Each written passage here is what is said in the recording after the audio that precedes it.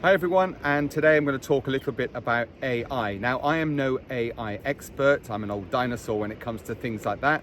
And of course, when we start to see challenges on the face of it to our business and the way we used to do things, then of course it starts to create some doubt in our minds. And I know a lot of people who have contacted me have asked about the threat of AI to our businesses. Will we survive this revolution that we know as artificial intelligence? Well, my simple view of that is that artificial intelligence, AI, will be a great complement to the things we do. It will equip us with tools and techniques. It will help us to get from A to B that much quicker, but it will never replace human interaction.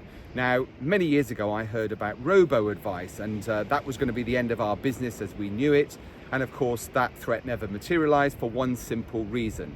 Maslow's hierarchy of needs talks about some fundamental principles that human beings need. And one of those principles is to feel part of the community, to feel loved and appreciated, to interact with another human being. We all need social interaction. And whilst AI will do that to a certain extent, it does not possess, nor will it ever possess, the touchy-feely interaction between two human beings. So instead of pushing back against AI, embrace it and find ways to incorporate that in your business to enhance your service and ongoing advice proposition. If you want to know more, particularly the way that we've encapsulated AI into our practice, follow the link. E-Sandro will give you everything you need to know about contacting clients, what to say to them, how to engage with them, finding out about their particular personality so you can communicate them with them on a particular level.